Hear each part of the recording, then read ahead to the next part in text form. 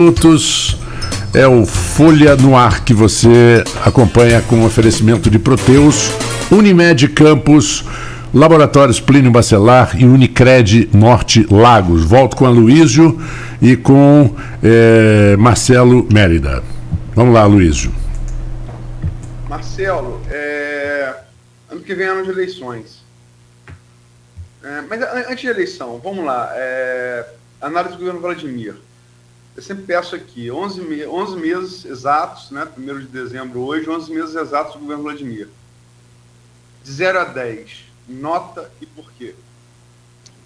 Eu acho que a gente tem ainda muita coisa a construir, né? Pela dedicação, pelo trabalho, pela condução, né, eu dou nota 9 ao governo. A gente ainda tem muito a entregar, né? E assim, de vez em quando a gente é questionado, o prefeito Vladimir deu sorte com os recursos do oriundo do... Sorte é para quem está trabalhando, sorte é para uma equipe que está dedicada, é uma equipe que está produzindo, que está fazendo as suas entregas. Então, esse eu acredito que é a tônica do governo. Temos muita coisa a fazer, temos um cenário aberto pela frente, né, pelo viés de todas as secretarias, mas pelo esforço e pelas entregas dos 11 primeiros meses, né, que é inegável, eu falei a maioria delas aqui, mas tem tantas outras, eu dou nota 9.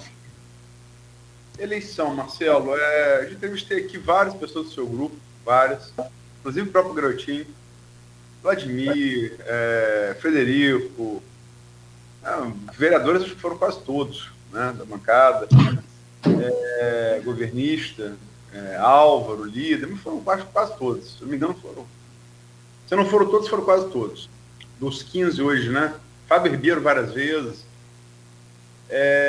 Alguns deles que eu citei aqui são candidatos, são pré-candidatos, melhor dizendo, para a legislação, né? Candidatos só após as convenções que vão de julho a agosto do ano que vem. E lei tem que ser cumprida. Mas o próprio Garotinho falou, outros falaram. Cito o Garotinho porque é o líder do seu grupo, né? É o líder político do seu grupo. Embora o prefeito seja Vladimir. E fala-se em quatro pré-candidaturas. A federal. Quais seja a federal? Clarice seria natural, né? Mas Clarice tem a questão da maternidade, está com outro filho agora, pequeno, queria se dedicar mais, queria ficar mais no Rio. Então tem a possibilidade de Garotinho vir se tiver condições jurídicas para tanto. E ninguém tem dúvida se Garotinho vier, ele é um grande puxador. Ele tem voto no Norte Fluminense, tem voto no Noroeste, onde você foi vice-prefeito da Peruna, você sabe disso também. Tem muito voto na Baixada, voto na Serrana. Então é um puxador. Se Garotinho vier, ou mesmo se for Clarissa, você tipo no segundo nome federal, cargo ao qual você já se candidatou na última eleição de 2018. E 2 é estadual, né? Que poderia, hora se fala com mais ênfase, horas com menos. Em Fábio Ribeiro, hoje a tendência, se fosse hoje, seria ele vir concorrer à eleição presidente, não a estadual, mas se fala que ele pode vir. E o seu primeiro vice-presidente é Juninho Virgílio. E tem outros também, outros postulantes. Mas se fala em 2 federal, você estaria entre elas, e 2 estadual. Eu falo Fábio e Juninho da Câmara, que você tem Bruno, que é natural, que é deputado, e Clarice, se a Garotinho vier federal, ela vira estadual. Como é que você vê essas pré-candidaturas do seu grupo e você entre elas? Olha, primeiro é o seguinte, ainda é cedo ainda, tanto é que a gente está conjunturando, né? A gente está trabalhando, né? Tá se dedicando, a gente tem uma relação, né, com um setor que há anos vem pleiteando espaços, né, na representação, seja federal, e sob a liderança do prefeito Vladimir, a gente vem construindo. É óbvio que é grupo, né? Então, quando as questões são colocadas e quando citam o nosso nome, a gente entende que o cenário tem a perspectiva de se consolidar. Estão trabalhando para isso, né? Mas respeitando todo o conjunto que hoje está sendo montado e criado pelo prefeito Vladimir. Então, assim, é cedo para a gente falar, mas é momento de se construir. E essas construções, elas têm que ser saudáveis, elas têm que ser por ocupação de espaço, mas saudável. Então, eu percebo que, assim, os nomes vão surgindo, vão sendo colocados, né? E, assim, sobre a liderança, né, do prefeito Vladimir, a gente não tem nenhum nome tirado. Então a gente está enchendo a cesta, está criando o ambiente, né, para, no momento certo, isso ser colocado para a população. Entendo que é plausível 2 candidaturas do grupo federal, 2 candidaturas estadual, ela é factível, ela tem condições de se realizar. Nós estamos numa região, a região de Campos está bem politizada, politizada, que eu falo eleitoralmente, bem esticada. Eu acho que isso, né, traz responsabilidades, e a gente percebe que, provavelmente, né, dentro do contexto das eleições, né, 2022, a gente tenha a política tão intensiva dentro da cidade que a gente possa diminuir um fator que sempre a gente questiona, né, na região, que é o candidato de fora, né, o voto da representatividade que vem de fora tirar aqui. Então, acho que, sim, esse momento é um momento de se pensar muito mais, né, nas opções que vão ser dadas à população para a construção desse ambiente, para que a gente tenha o voto, né, efetivamente, de pessoas que representem a nossa cidade, a nossa região. Você é pré-candidato? O meu nome está à disposição, né, do grupo liderado pelo prefeito Vladimir nessa composição. Você falou aí de uma questão que quem levantou aqui no Fórum no Ar da penúltima sexta foi o vice-prefeito Frederico Paes. Essa questão do voto de fora. E falo isso com muita vontade, quem está num grupo fundado pelo Jornal Folha da Manhã, que leva o seu nome, jornal fundado para o Luiz Barbosa, que sempre bateu nessa tecla a vida inteira. Toda eleição legislativa para a Alerj e Câmara Federal, ele sempre falou isso, desde 78. Isso não é de hoje, não. Até morrer em 2012. Candidato que nunca conhece Campos, não conhece o nosso Fluminense, só surge em época de eleição, vem aqui pedir voto, tem o voto, volta, se elege, nunca mais volta a Campos, só volta depois na próxima eleição. E Frederico propôs uma campanha, governo, oposição, uma campanha que não fosse partidária nem ideológica, mas que unisse essa região, que tem até esse processo de metropolização, que vai ali de São da Barra vai até Cabo Frio, até depois de Macaé um pouco, para tentar eleger candidatos da região. Você concorda com essa tese, então, né? Sem dúvida, é o compromisso. Assim, e aí a gente não pode esquecer que a gente fala assim, daquele que veio e nunca mais voltou. Nós temos candidatos, nós temos deputados que não são originariamente da região, de Campos, mas que contribuem para o progresso daqui. Eu não estou falando desse, eu estou falando daquele aventureiro que pipa aqui e não volta depois dos 4 anos, não tem nenhuma identidade com a cidade, não tem nenhum compromisso. Né? É bacana a proposição do Frederico. Eu já conheci esse pensamento do seu pai, comunguei, né? E já vi em tempos passados essa postura dele. E assim, a gente tem que ter compromisso com o lugar onde a gente vive. É óbvio que nós estamos falando de representatividade a nível estadual, a nível federal, mas a gente... Marcos, você está com no ar, Marcos. Ok. E, assim, essa responsabilidade com a cidade, com o cidadão, faz com que a gente, né, veja, assim, muito importante uma postura como essa do vice-prefeito Frederico, uma liderança também do grupo, que somou e que tem contribuído bastante nesse processo de entregas do governo Vladimir. Bom. E, Marcelo, logicamente que as eleições que vão ter candidatos locais são essas, né, de 2022, legislativo, estadual e federal, mas, sem sombra de dúvida, como qualquer eleição, as eleições que condensam a atenção, afuniram todas as atenções, são as eleições para o executivo, né? Embora você tenha também para o legislativo federal, tem majoritária que seja o Senado, mas é menos do que cargo executivo, sempre é assim. E você tem duas eleições para governador, que tem envolvimento direto do seu grupo, né?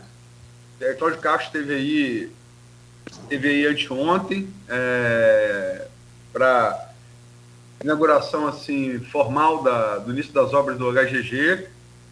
É meio que para sedimentar essa aliança, né? Que fica esse ruído entre Vladimir e Rodrigo Bacelar, tá com um, tá com o outro. O Papo Garotinho nesse programa chegou a cogitar via governador. Aquele bode na sala, né? Você bota o bode na sala, tira para valorizar o passo, isso faz parte da política. Fecha tudo na vida, não só política, né? E para governador você tem Cláudio Castro, né? Você tem o Freixo. Freixo é aquela coisa, Freixo tem piso alto e teto baixo. Né? Um candidato muito fácil de ir para o segundo turno e muito fácil de ser derrotado no segundo turno, né? Pela rejeição. E parece caminhar para isso, a não ser que você tenha uma candidatura assim, que se cogita a hora. É tipo Fábio Ribeiro para estadual. É Mourão, né? Horas pode vir governador, horas pode não vir. Esse, se vier, bagunça o cenário. Até porque tira voto de Castro, que tem muito apoio bolsonarista. Mas fora uma eventualidade de Mourão, deve caminhar numa polarização aí Castro-Freixo, né? Com o Rodrigo Neves aí correndo por fora, né? Na centro-esquerda. Que também já se cogita que possa vir a federal, que não está decolando nas pesquisas. E você tem a eleição que essa está dominando já os debates, roda de conversa, se sai na rua, se fala sobre isso, que é a eleição presidencial, né? Você tem o presidente Jair Bolsonaro ontem se filiou ao PL, né? É o 9º partido dele na sua carreira política, 30 anos de carreira política, partido sempre do centrão. Falou que estava em casa, bateu o nome da Tolira, falou que estava em casa, a Tolira, né? Bom filho da casa torna, então, né? Mudou um pouco lá de Heleno. Se tá pega ladrão, pega centrão, não fica um meu irmão, né? Mas enfim, é política. Você tem Lula, que todas as pessoas apontam que muito dificilmente não vai estar no segundo turno, ele deve estar no segundo turno, é líder isolado, todas as pesquisas. Caminhava por uma aparente polarização com o Bolsonaro, que sempre candidato forte é presidente. Mas Moro, anunciado candidato no final de outubro, ele se filiou ao Podemos 10 de novembro desse mês, do mês passado, perdão, e Moro já começou tomando o lugar de Ciro, terceira posição, em empate técnico. E ontem a Atlas, a primeira pesquisa, colocou ele descolado do empate técnico com Ciro, com 13 pontos percentuais. Quer dizer, como é que você vê? Você é um político experiente, foi vice-prefeito, concorreu a deputado, é secretário de governo, já foi secretário de governo antes, vem da política de classe, que também é muito disputado. Como é que você vê essas duas eleições majoritárias, o governador e a presidente? Aloysio, de anos para cá, né, vamos lá, de 10 anos para cá, a gente já viu cenários montados sendo destruídos e construídos paralelamente outros politicamente. Então, assim, o cenário que a gente tem hoje, a entrada de Moro, com mais 60 dias, a gente vai ter uma leitura melhor do que isso representa. É óbvio que a gente teve eleições presidenciais na última sem uma discussão de projetos, né? Então, isso foi muito ruim para o país, isso, né, não acrescentou, não construiu. Eu percebo que uma parte da população, 1/3 da população, espera para as eleições do ano que vem proposta, entender quais os caminhos. Eu já vivi já vi eleições presidenciais com discussões de assuntos macro, né, que passavam por planos econômicos, que passavam pelo viés do desenvolvimento, pela discussão da questão da saúde, do remédio. Quer dizer, a gente perdeu essa essência da política de discussão do macro. Então, assim, a nível nacional, a gente vai ter aí esse tabuleiro se mexendo, né? Acho que se não se consolida, espero que não se consolide, né? Os extremos que têm a oportunidade do diálogo nesse projeto para 2022, porque nós precisamos enriquecer essa discussão. No cenário, né, hoje, o Cláudio está, né, num processo avançado, com recurso, com condições de realização, e a gente precisa entender como é que vai se comportar, né, nas discussões macro dos problemas do Estado do Rio de Janeiro. Penso que se a gente, a nível nacional, tiver uma polarização novamente, isso vai ser exportado de forma muito clara para o Estado do Rio de Janeiro, uma vez, né, que o governador hoje está no mesmo partido do presidente e, provavelmente, a extrema-esquerda também deve ter um afinamento com o candidato de Lula. Então, assim, esse é o cenário que eu enxergo hoje para o 2022, seja no Estado do Rio de Janeiro, seja a nível nacional. Mas a vontade do eleitor Marcelo Mérida é que a gente tivesse, sim, um processo de discussão com alternativas dentro do Play para o ano 2022. Você acha que Moro é muito cedo para a gente entender, né, sobre que pilar o Moro está construindo a sua candidatura, né? Sabe-se que a princípio, pelo viés do não ao Bolsonaro, pelo já ter vivido essa experiência, e pelo que ele viveu com o Lula também. Então, assim, se for só pelo viés da negação, eu acho muito pouco para ganhar corpo, né? Então, assim, precisa entender, ele precisa trazer novidade para o pleito de 2022. Eu gostaria de colocar, já que falou do pleito à presidência, a posição do ex-ministro juiz Sérgio Moro não é uma luta direta para agariar o eleitor do Bolsonaro ou o ex-eleitor do Bolsonaro, e nesse caso só beneficiar ao Lula, sem ele mesmo ter nenhuma chance de ir ao segundo turno? Eu acredito, Marcos, que é muito mais do que isso, né? Nós tivemos uma eleição extremamente disputada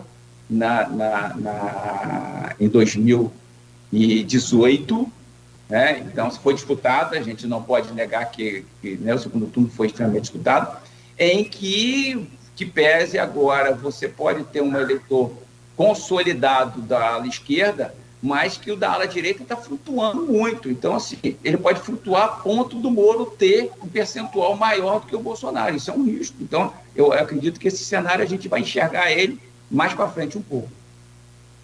Só para destacar que a pesquisa Atlas, ontem, que é a mais recente, porque se discutia que Moro estava querendo chegar com 15 pontos, isso dentro do Podemos, né? Com 15 pontos percentuais em março, né? Depois do Carnaval. Ele está com 13,7 segundo a Atlas ontem, né? Então ele está muito próximo já. Quer dizer, pela margem de erro de um ponto para mais e para menos, ele já chegou a essa marca. E outro ponto que a pesquisa mostra, e aí todas as pesquisas mostram, não é só a Atlas, a Datafolha, Poder Data, IPESP, todas elas colocam, dando a carona na pergunta do Marco, que Moro poderia sempre enfraquecer Bolsonaro, todas as simulações de segundo turno apontam que Bolsonaro perde para todos os adversários, não só para Lula, né? Então, se você, Marcelo, como político, você acha na sua opinião, quem teria mais chance contra Lula, Moro ou Bolsonaro? Bolsonaro ou Moro? No segundo turno. O Moro hoje, se ele conseguir reunir, né, equipe que coloque ele no cenário da discussão econômica, né, não só do econômico, mas do desenvolvimento, de tirar o Brasil desse momento que nós estamos vivendo, eu acho que se ele conseguir reunir argumentos, né, e massa crítica à sua volta, ele é um candidato mais perigoso hoje, no segundo turno, do que o próprio Bolsonaro, né, que as suas entregas deixaram a desejar nesses primeiros 3 anos de governo. E alguma outra pessoa, como Ciro Gomes, como Alessandro Vieira, como Simone Tebet, como o político do Novo, o Dávila, você acha que algum deles poderia ser essa opção? Política traz essas novidades, né? Isso pode acontecer, mas nós estamos falando de um Brasil num país de dimensões continentais. Até conseguir chegar, né, às massas críticas e eleitorais, isso requer tempo, requer maturidade. Existem os fenômenos, a gente não pode negar, nós já vimos vários fenômenos, né, que conseguiram, mas eu acho meio improvável nesse momento, né, falando aí de 11 meses para a eleição. 10 meses. Outubro. Perfeito, 10 meses para a eleição. Eu contei como mês 10, você nem tem um mês de outubro, perfeito, 10 meses para a eleição, e o tempo é rápido, piscou, o verão acabou, já começou a campanha. O brasileiro gosta de campanha política de 2 em 2 anos, ou de ano, assim. Então, é uma questão também, Luiz, que em um futuro muito próximo, isso tem que estar na pauta de discussão. Né? O Brasil não aguenta eleição de 2 em 2 anos, isso precisa ser revisto, a gente precisa ter maturidade, a eleição acaba, né, naquele momento, então a gente precisa ter essa paz para dar, né, para aqueles que estão empossados governar. Para terminar, não sei se o Marco Lógico me pergunta, a minha última pergunta, pelo menos, em relação ao Estado do Rio, você crê na polarização?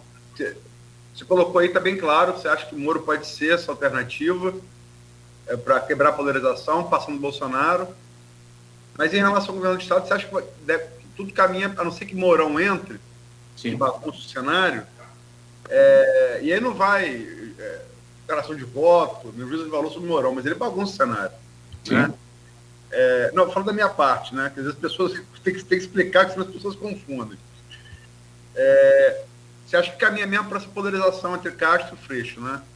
Eu acho que sim, mas tem um outro fator aí que pode pesar, que é a entrada no jogo do prefeito Eduardo Paes. Ele pode desequilibrar aí em algum momento dentro desse processo eleitoral. É uma força eleitoral, né, dentro de um colégio muito grande.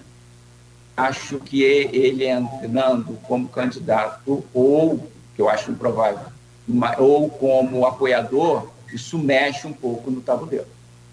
Mas Eduardo Paes é um apoiador, né? Porque ele já claramente disse aqui nesse programa, disse em várias outras entrevistas, que ele não vai vir. Mas você não acha que o Santa Cruz, como o Garotinho fez aqui, não é um bode na sala para ele ter a vice de Cláudio Castro? Aliás, apoio que é disputado pelo próprio Freixo, né? Porque, veja bem, vamos só para terminar, vamos fazer uma brincadeira aqui. Cláudio Castro se elege governador com vice indicado por Eduardo Paes. Como você disse, eu disse que para ele gostou, ele é a noiva preferida. Rodrigo Neves falou que é apoio dele, até o Freixo falou que é apoio dele. Cláudio Castro falou na Folha que é apoio dele.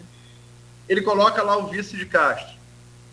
Se elege governador, Castro não vai poder se reeleger, porque se eleger o vice, tem que ser 9 meses antes para conseguir o mandato de deputado federal, estadual, senador, quem sabe são 2. Ele se reelege prefeito, né? Que também não é nada, tá tudo nos conformes, né? Não é nada excepcional, é até provável.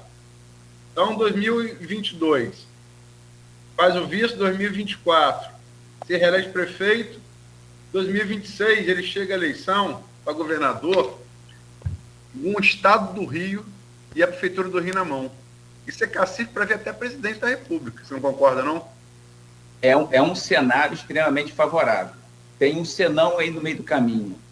O Eduardo Paes, é lógico que na política você tem as composições, mas é um político que, ao longo dos anos, sempre se demonstrou um político de centro-esquerda, em que, nos últimos tempos, fez algumas críticas bem pontuais ao modelo que nós temos implantado na presidência. Com a ida do presidente para o PL, certo? O partido PL, e o Castro no PL, essa composição ela pode ter uma dificuldade de arranjo.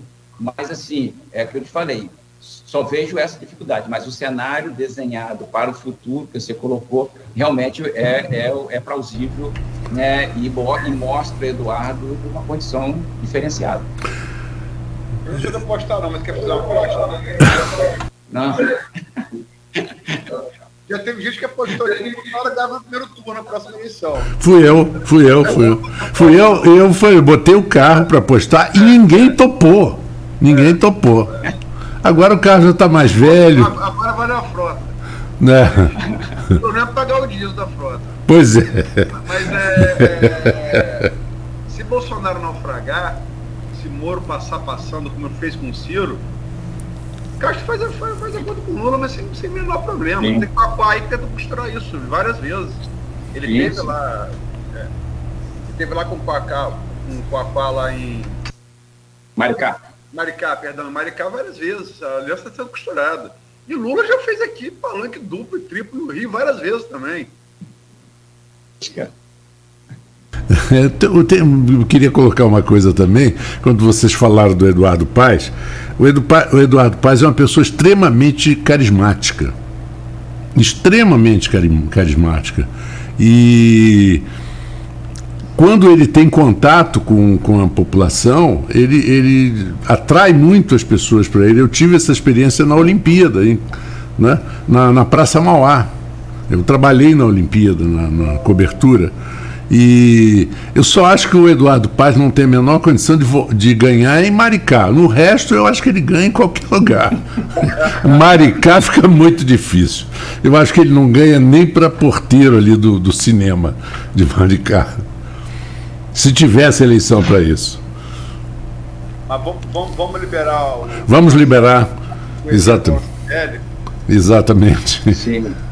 Eu quero, então, Luiz, te agradecer ao Marco Antônio, dizer, assim, da alegria e satisfação de estar voltando ao seu programa, de estar falando com seus ouvintes, né, e justificando esse adiamento, né, do Fórum do Empreendedor, com a palestra do Bernardinho. A gente vai realizar, vai trazer essa palestra, né, junto com essa mesa redonda discutindo o cenário, assim que ele tiver melhor, né, dentro desse comunicado da influência, cometido pela influência. Também, Luiz, dizer assim, o quão é bom a gente poder, né, nessa interação, nessa discussão, a gente falar, né, e de poder divulgar, porque, assim, nós estamos aí na véspera do Natal, né, acho que a gente vai ter um espírito natalino na nossa cidade instalado, e é importante, pelas características de nós brasileiros temos, nós estamos sentindo falta disso. A prefeitura não mediu esforço para poder fazer uma decoração natalina que a gente não tem há muito tempo. A Praça São Salvador vai ficar bonita, nós vamos ter várias atrações culturais, né, que estão sendo montadas, já estão montadas para ser divulgadas, né, para que a gente possa estar aí dando uma vida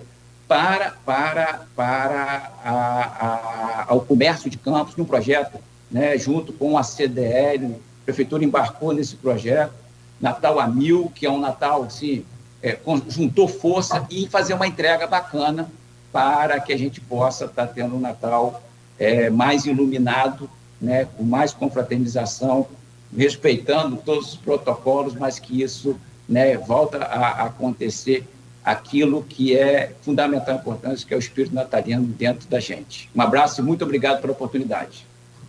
Muito obrigado ao Marcelo Mérida, sucesso aí no seu compromisso, Vou a um pequeno intervalo, Luiz, aqui no Folha no Ar, que é o oferecimento de Proteus, Unimed Campos, Laboratórios Plínio Bacelar e Unicred Norte Lagos. Já voltamos aí com as nossas manchetes e comentários. Vamos lá.